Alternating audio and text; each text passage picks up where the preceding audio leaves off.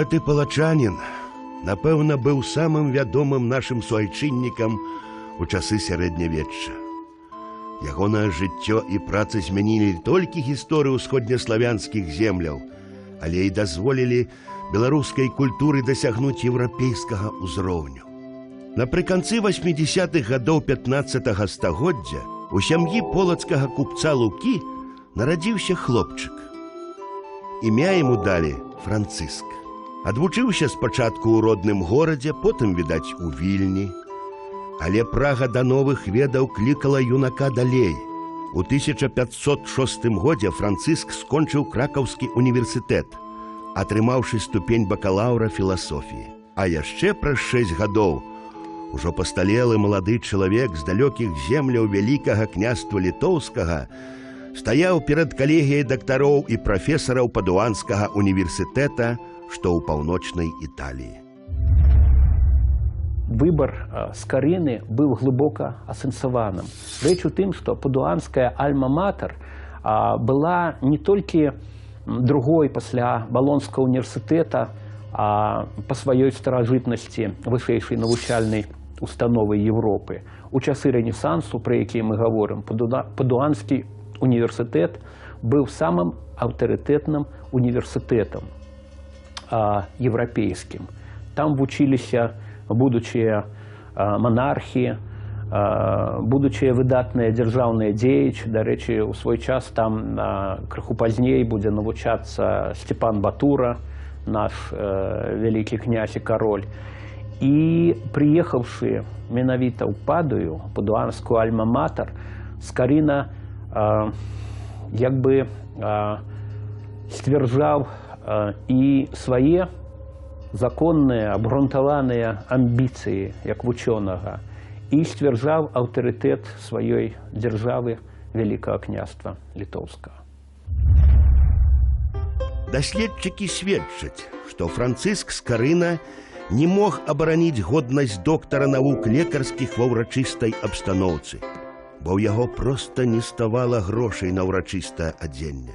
Але ўсё і роскашы наш таленавіты суайчыннік супрацьпаставіў свае бліскучыя веды. Адзінадушным рашэннем экзаменатараў Францыск абараніў дыплом доктара. У славутай зале 40 Падуанскага універсітэта, дзе знаходзяцца выявы найбольш славутых яго выпускнікоў, ёсць фрэска Джэакома Форна з надпісам «Францыск Скарына з Полацка». Пераехаўшы з Італіі ў чэшскую Прагу, Францыск Скарына распачаў працу ўсяго свайго жыцця. І гэтай працай стала выдавецкая дзейнасць.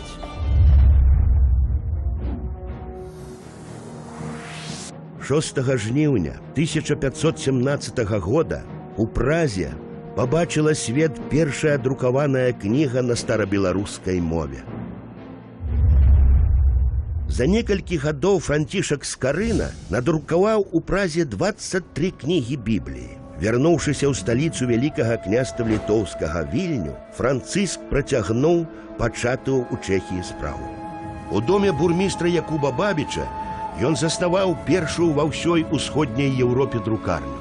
Тут было выпушчанае яшчэ 21 выданне, аб'яднанае у 1522 годзе пад адной вокладкай у малую падарожную кніжку, а яшчэ праз 3 гады апостал. Безумоўна, гэткая праца была немагчыма без багатых фундатараў.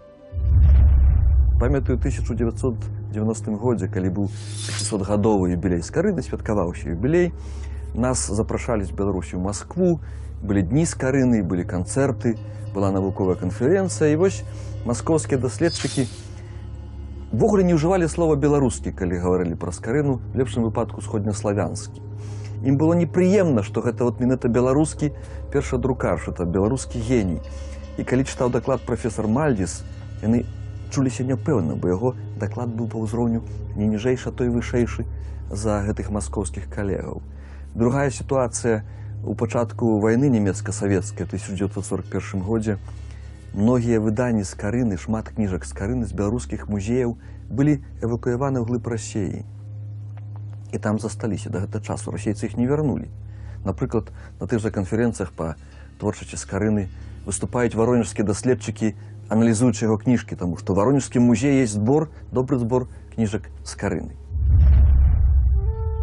Акрамя віленскага бурмістра, імі былі радзец Богдан Аньковіч і месціч Юрый Адвернік. Таму, калі першыя пайшлі з жыцця, праца Францішака Скарыны спынілася. Прычынай гэтага маглі стаць і супярэчнасці ў грамадскім жыцці Вільні.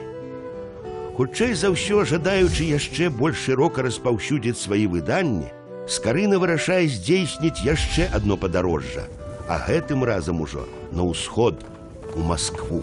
Але там першадрукара чакала поўная няўдача.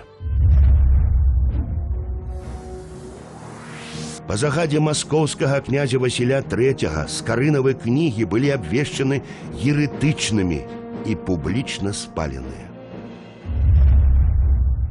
Кнігі, надрукаваныя Скарынам, уяўляюць сабой выключную з'яву.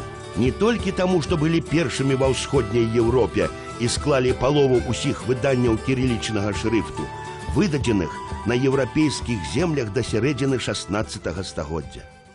Скарына праз свае кнігі імкнуўся да выхавання ўсяго люду паспалітага. Зразумелае для простых людзей слова, вольнае тлумачэнне біблейскіх тэкстаў, якое суправаджалася ўласнымі прадмовамі і пасляслоўямі, зварот да мовы, патрыятызм і гуманізм, усё гэта выяўляла галоўныя рысы еўрапейскага адраджэння. Звяры, што ходзяць у пустыні, ведаюць ямы свае. Птушкі, што лётаюць у паветры, ведаюць гнёзды свае. Рыбы, што плаваюць па моры і ў рэках, чуюць віры свае. Пчолы ім падобныя, бароняць вуллі свае. Так і людзі, дзе нарадзіліся і ўзгадаваны па Божай міласці, да таго месца вялікую ласку маюць. Людзей, якія ўпісалі сваё імя ў гісторыю, нямала. Але тых, хто насамрэч здолеў паўплываць на яе ход, змяніць яе не так і шмат. Узняў старабеларускую мову на ўзровень класічных моваў, а беларускую культуру да ўзроўню еўрапейскіх, сын полацкага купца, філосаф, доктар навук лекарскіх і першадрукар Францыск Скарына стаў менавіта такой асобай у нашай гісторыі.